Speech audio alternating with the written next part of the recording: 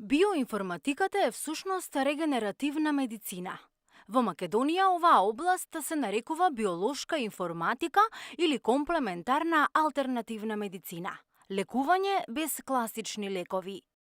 На оваа област работи токму Македонскиот центар за биоинформатика, кој е лиценциран од Министерството за здравство веќе неколку години. Прашуваме, што е биоинформатика? Биоинформатиката за сега ни е позната како наука која што највеќе ја проучува ДНК, секвенции на ДНК, кои мутации се одговорни за кои патологии, за кои состојби. Меѓутоа, под самиот поим биоинформатика има и еден дел кој што го проучува меѓуклеточниот јазик. Сега, ние го познаваме тој меѓуклеточен јазик на кој што комуницираат клетките. Можеме да го искористиме за да дадеме соодветна инструкција на тие органи како нормално да функционираат. И во тој случај веќе тоа се нарекува примена на меѓуклеточен програмски јазик. Така да се она што го правиме како враќање на функционалната состојба на органите во нормала, како и активирање на регенерација во било кој орган, ние го правиме со помош на тие меѓуклеточни програмски записи со кои што можеме да дадеме таква инструкција.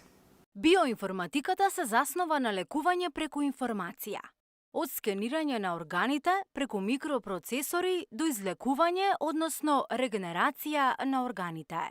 Значи, кај нас прво се прави една диагностика, функционална диагностика. Кога ќе ја видиме функцијата на органите, ние гледаме дали постои намалена функција, дали има некој воспалителен процес и сите тие инструкции кои што им кажуваат на клетките како нормално да функционираат, ние ги ставаме како запис во одреден носач, ќе ви покажеме понатаму кој е тој носач.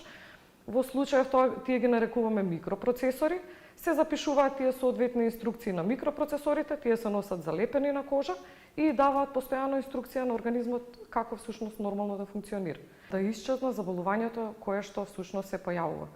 Симптоматски не се третира доколку некој има болка па да му дадеме нешто што ќе делува само на болката, туку напротив делуваме на враќање во нормала на тој орган со што ја снемува болката. Во светски рамки на биоинформатиката се посветува големо внимание поради фактот дека овозможува перспектива како ниедна досега позната медицинска гранка.